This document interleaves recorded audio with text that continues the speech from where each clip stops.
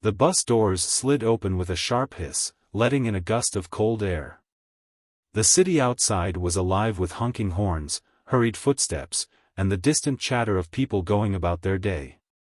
But inside, the atmosphere was different, calm, almost routine.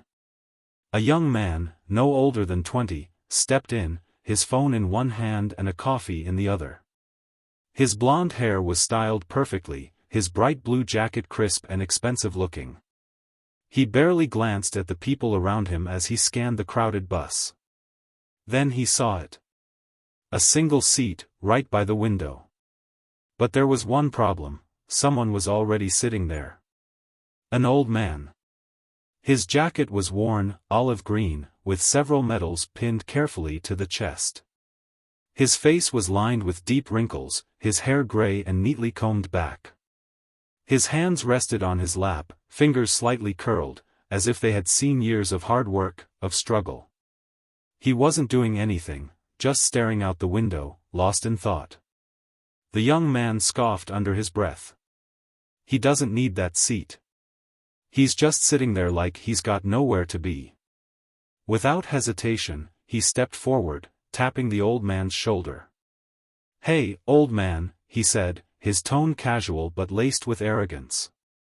"Mind getting up? Some of us actually have places to be." The bus went silent. A few passengers turned their heads, their eyes widening. The old man slowly turned his gaze away from the window, looking up at the young man with a calm, unreadable expression. "Excuse me?" he asked, his voice low but firm. The young man sighed, rolling his eyes. "Look, I'm in a hurry. You've been sitting here doing nothing.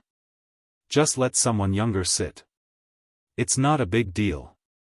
Before we continue, if you believe respect is something that should never be taken for granted, take a second to subscribe to the channel.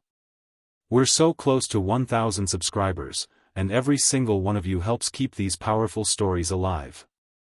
Now, let's get back to what happens next, because trust me, this is about to take an unexpected turn. The old man exhaled slowly, as if choosing his words carefully. Then, he gestured to the empty space beside him. "Sit down, son," he said. The young man blinked. "What?" "Sit down," the old man repeated. His tone wasn't angry. If anything, it was patient. Knowing. For some reason, the young man hesitated. But something in the way the old man looked at him, steady, unwavering, made him obey. He sat.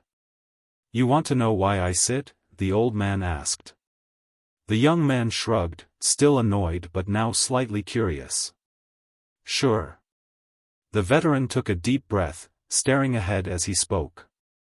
"I fought in a war before you were even born. I stood for hours, days, weeks, sometimes in freezing cold, sometimes in unbearable heat. I didn't get to choose when to sit, when to rest. I carried men who couldn't walk, buried friends who would never go home. I stood when my legs screamed in pain, when my body wanted to collapse, because sitting wasn't an option." The bus was dead silent. Even those who weren't paying attention before were now hanging on to every word. The old man continued. "When I came home, I was told I should be grateful. That I should be proud. But no one told me how hard it would be to walk into a world that had moved on without me. No one told me that my back would ache every morning, that my knees would remind me of every mile I marched, every injury I ignored. No one told me that one day, some kid would look at me and think I didn't deserve to sit." His voice never wavered, but there was something in it, something heavy, something painful. The young man swallowed hard. For the first time, he really looked at the old man.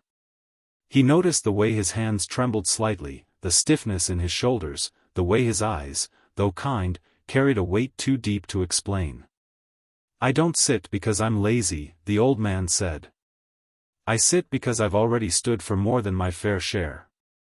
A lump formed in the young man's throat. The arrogance, the entitlement, it all felt so small now.